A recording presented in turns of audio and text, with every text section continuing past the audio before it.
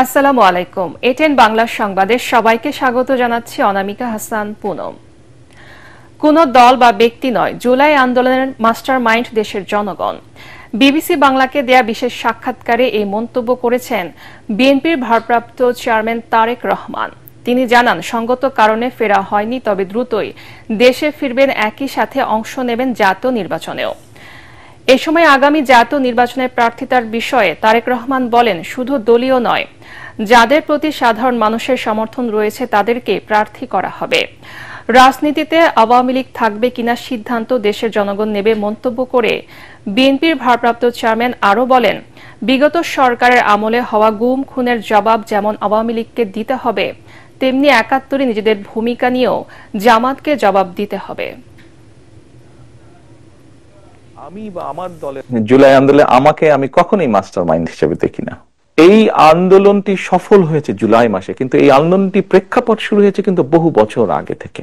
এই আন্দোলনে বাংলাদেশের গণতান্ত্রিক রাজনৈতিক দলগুলোর নেতাকর্মীরা, সেটি বিএনপি হোক বা অন্য রাজনৈতিক দলগুলো হোক, যারা গণতান্ত্রিক রাজনৈতিক দল, প্রত্যেকটি রাজনৈতিক দল বিভিন্নভাবে অবদান রেখেছে, বিভিন্নভাবে তাদের নেতাকর্মীরা নির্যাতিত হয়েছে। যে যত দ্রুত নির্বাচন হবে, যত দ্রুত দেশের মালিক যারা অর্থাৎ জনগণ, তাদের কাছে যখন সেই অধিকার ফিরিয়ে দেওয়া হবে, তারা যখন সিদ্ধান্ত নেবে, অর্থাৎ দেশের মালিক যখন সিদ্ধান্ত নেবে দেশ কারা কিভাবে পরিচালিত করবে, তত দ্রুত দেশে স্থিতিশীলতা ফিরে আসবে। বিগত 17 বছর গুম খুন তারা যা করেছে, এর জবাব যেরকম তাদেরকেই দিতে হবে তাদেরটা, ঠিক একইভাবে ৭১ সালে কোন রাজনৈতিক দল যদি তাদের কোনো বিতর্কিত ভূমিকা থেকে থাকে, তাহলে তাদের জবাব তারাই দিবেন। ত্রয়োদশ জাতীয় সংসদ নির্বাচনে ভোটের দায়িত্ব পালন করা প্রায় 10 লাখ সরকারি চাকরিজীবীর ভোটের ব্যবস্থা করা হবে বলে জানিয়েছেন সিএসি এম নাসির উদ্দিন। সকালে রাজধানীর আগারগাঁয়ে নির্বাচন ভবনের সম্মেলন কক্ষে ইলেকট্রনিক মিডিয়ার প্রতিনিধিদের সাথে সংলাপে দেয়া বক্তব্যে তিনি একথা বলেন। সিএসি আরও বলেন, লেভেল প্লেইং ফিল্ড নিশ্চিতে গণমাধ্যম সহ অংশীজনদের সহযোগিতা প্রয়োজন। এই আয়ের অপব্যবহার রোধে ইলেকট্রনিক মিডিয়ার ভূমিকা রাখতে হবে বলেও জানান তিনি।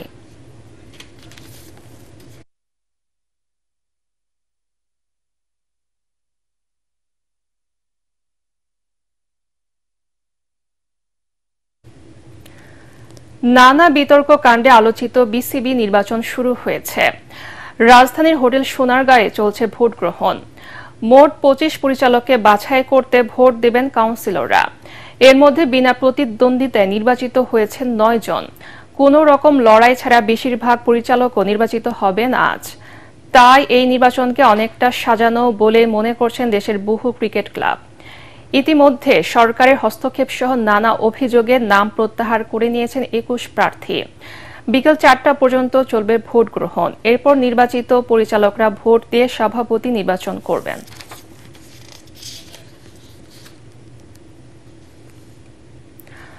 দর্শক, এই মুহূর্তে হোটেল সোনারগাঁয়ে আছেন সহকর্মী SM আশরাফ। আমরা সরাসরি চলে যাচ্ছি তার কাছে।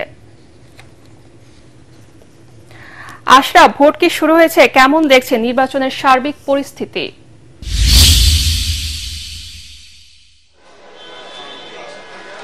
জি পুনম, ভোট 10টায় শুরু হয়ে গিয়েছে। এর আগে আমি বলেছিলাম যে কেমন ভোট হচ্ছে তার একটি আভাস আমি দিয়েছিলাম, যে বলেছিলাম যে আসলে নির্বাচনটা একটা শুধুমাত্র আনুষ্ঠানিকতা, এবং কেন আনুষ্ঠানিকতা তার কিছু উদাহরণ আমি আপনার সঙ্গে তুলে ধরি। যেমন আসলে এখানে 3টি ক্যাটাগরিতে নির্বাচন হয়, ক্যাটাগরি 1, 2 এবং 3।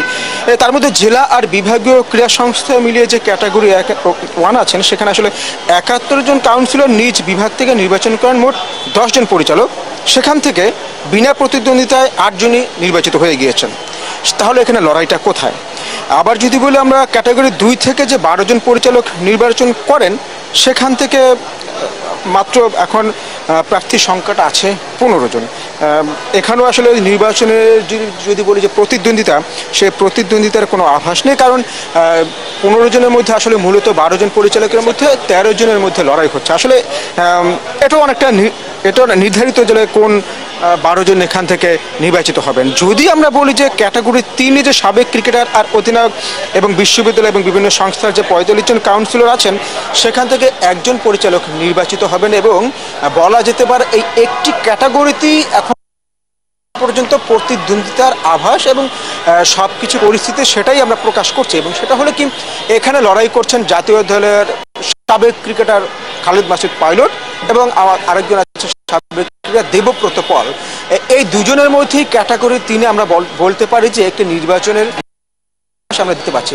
তাছাড়া মোটামুটি আর অন্য যে পরিচালক আছেন, মূলত আসলে একটি পরিচালকের পদের জন্য এখানে লড়াই হয় আর 2টি জাতীয় ক্রীড়া পরিষদ মনোনয়ন করে দেন। তাহলে এই 23টি পরিচালকের মধ্যে আমরা যদি বলতে পারি 22 জন কিংবা 21 জন অলমোস্ট নির্বাচিত। তো এখানে আসলে সেই আমরা যে আগে থেকে দেখে আসছিলাম আমাদের একটা নির্বাচনের যে সংস্কৃতি ছিল, এই যুগের যারা আসলে ভোট দেন তারা যে সংস্কৃতি দেখে আসছেন তা থেকে বের হওয়ার কোনো মানে এই বিসিবি নির্বাচন নয়। এটা বলা যেতে পারে একটা আনুষ্ঠানিকতা নির্বাচন হচ্ছে, সেটা মোটামুটি কারা কারা পরিচালক নির্বাচিত হবেন সেটা অনেকটা ধারণা করাই যেতে পারে। তো এই ছিল আমার কাছে সবশেষ তথ্য। ধন্যবাদ আশরাফ, আপনাকে ধন্যবাদ। ভারী বৃষ্টিপাত ও উজানের ঢলে তিস্তা নদীর পানি আবারও বিপদসীমা অতিক্রম করেছে। সকালে লালমনিরহাটের হাতীবান্ধা উপজেলার ডালিয়া ব্যারেজ পয়েন্টে তিস্তা নদীর পানি এখন বিপদসীমার 10 সেন্টিমিটার উপর দিয়ে বইলেও এখন বিপদসীমার নিচ দিয়ে প্রবাহিত হচ্ছে। এর আগে রাতে বিপদসীমা 30 সেন্টিমিটার উপর দিয়ে প্রবাহিত হয়। গতকাল রাত থেকে নদীর পানি বাড়তে থাকে, আর এতে করে ব্যারেজের ভাটিতে থাকা হাতীবান্ধা, কালীগঞ্জ, আদিতমারি ও সদর উপজেলার নদী তীরবর্তী নিম্নাঞ্চলগুলোর বাড়িঘরে পানি উঠেছে, তলিয়ে গেছে ফসলি জমি। পানি নিয়ন্ত্রণে রাখতে ব্যারেজের 44টি জলকপাট খুলে রেখেছে কর্তৃপক্ষ। স্থানীয়রা জানান, রোববার গভীর রাত থেকে তিস্তার পানির উচ্চতা বাড়তে থাকে। গত 5 বছরে পানি এতটা বাড়েনি বলে জানায় তারা। এদিকে নীলফামারীতে কমতে শুরু করেছে তিস্তা নদীর পানি। উজানের ভারী বৃষ্টিপাত ও পাহাড়ি ঢলে রাতে পানি বাড়লেও বর্তমানে নীলফামারীর ডালিয়া পয়েন্টে বিপদসীমার 3 সেন্টিমিটার নিচ দিয়ে প্রবাহিত হচ্ছে। ডালিয়া পানি উন্নয়ন বোর্ড জানায়, উজানের ভারী বৃষ্টিপাত ও পাহাড়ি ঢলে রোববার সন্ধ্যায় বিপদসীমার উপরে উঠে তিস্তার পানি। ঝুঁকি এড়াতে ডালিয়া ব্যারেজের সবকটি জলকপাট খুলে দেওয়া হয়।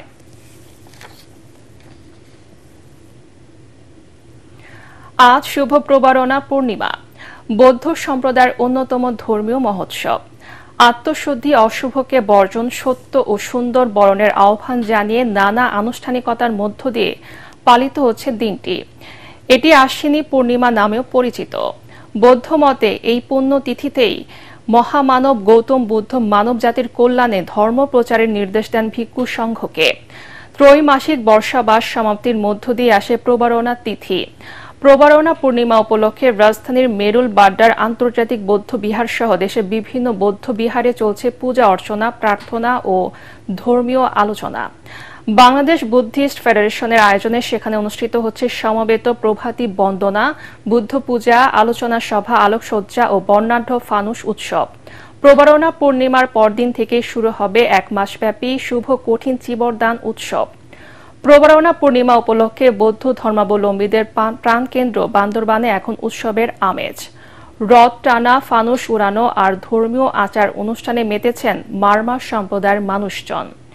উৎসবকে কেন্দ্র করে পাহাড় এখন পর্যটকের পদচারণায় মুখর।